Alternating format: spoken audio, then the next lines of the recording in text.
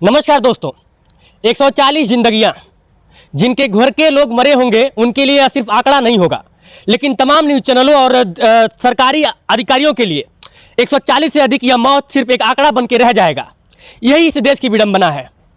बहरहाल मोरबी पुल की बात कर रहा हूँ, मोरबी हादसे की बात कर रहा हूँ, गुजरात मॉडल की भी बात करूंगा और मोदी जी के 6.5 साल पहले की उस बयान, उस भाषण की भी बात करूंगा जब बंगाल चुनाव के दौरान एक पुल हादसे के बाद बंगाल मौजूदा उस समय के बंगाल सरकार के ऊपर उन्होंने आरोप लगाते हुए वो भाषण दिया था। मोरबी पुल हादसा कई सारे सवाल खड़ा कर रहा है। उसमें से पहला सवाल यह है कि 200 करोड़ लगा के पिछले 6 महीनों से जो मरम्मत हो रहा था, क्या वहां पे भ्रष्टाचार हो रहा था? यदि नहीं तो इतना बड़ा हादसा कैसे हुआ?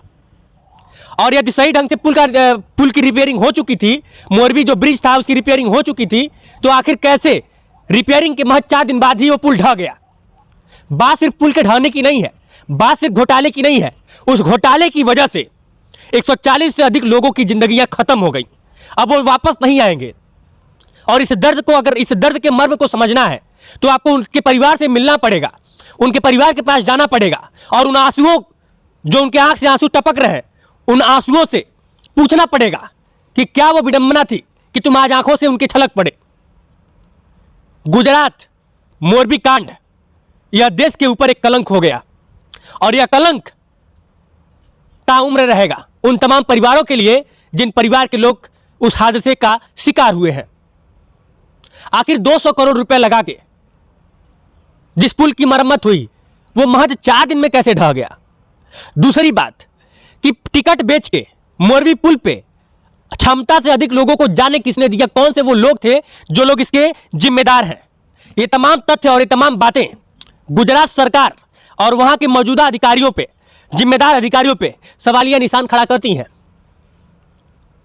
आगे बढ़ेंगे, लेकिन मैं आपको बता दूं, इस हादसे के बाद मोदी जी का 6.5 साल पुराना एक भाषण लगातार सोशल मीडिया पे ट्रेंड कर रहा है, वायरल हो रहा है। उस भाषण में मोदी जी यह जिक्र कर रहे हैं, मैं आपको बता दूं कि यह भाषण बंगाल चुनाव के दौरान का है। बंगाल चुनाव के दौरान बंगाल में एक पुल टूटता है और मोदी जी कहते हैं कि यह गॉड ट्रेजेडी नहीं है, यह फ्रॉड ट्रेजेडी है। पहले आप मोदी जी का यह भाषण सुनिए और उसके बाद तय कीजिए कि इस तरह के भाषण चुनाव के दौरान देना कितना सही है। और इसी भाषण को अब विपक्ष क्यों नहीं, चूंकि गुजरात में भी चुनाव है तो विपक्ष भी इस भाषण का इस्तेमाल क्यों ना करे? ये तमाम सवाल है, लेकिन इन सवालों से और इस राजनीति से परे वो दर्द है जो 140 से अधिक लोगों के मरने वाले के परिवार के पास इस वक्त है और वो नासूर बन के ताउम्र उनके दिलों में दबा रहेगा, आंसुओं के माध्यम से छलकेगा। लेकिन उस दर्द को महसूस कर पाना इन राजनीतिक दलों के बस की बात नहीं है, क्योंकि उनके लिए सिर्फ यह एक आंकड़ा है।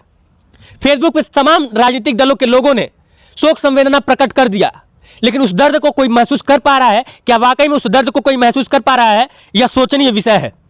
इस देश में हमेशा से यही होता रहा है, जब भी कोई बड़ा हादसा होता है तो हम शोक संवेदना प्रकट कर देते हैं और एक आंकड़ा बता देते हैं। और एक बात यहां पे मैं आपको और बताना चाहता हूं कि जब भी इस तरह के हादसे होते हैं तो न्यूज़ चैनलों में और सरकारी अधिकारियों द्वारा जो बातें बताई जाती है, जो आंकड़े बताए जाते हैं, वो मिनिमम बताए जाते हैं। यदि 140 कहा जा रहा है, मैं इस तथ्य की पुष्टि तो नहीं करता, लेकिन अक्सर ऐसा होता है कि 140 से अधिक ही मरने वालों की संख्या होगी। इनसाइड भारत टीवी सभी लोगों के परिवार के प्रति गहरी संवेदना प्रकट करता है, लेकिन मैं फिर से यह बात कह रहा हूं, सिर्फ संवेदना प्रकट करने से कुछ नहीं होगा। इस हादसे के जिम्मेदारों को जब तक कानूनी कार्रवाई के तहत कड़ी से कड़ी कार्रवाई नहीं होगी, तब तक इस देश में इस तरह की घटना रुकने वाले नहीं है।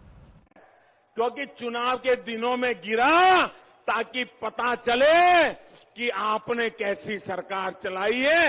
इसलिए भगवान ने लोगों को संदेश दिया है कि आज ये ब्रिज टूटा, कल ये पूरा बंगाल ऐसे ही खत्म कर देगी, इसको बचाओ, ये भगवान ने संदेश भेजा। बाकी मोदी जी के इस बयान को लेकर आप क्या सोचते हैं, कमेंट बॉक्स में हमें जरूर बताएं। जय हिंद।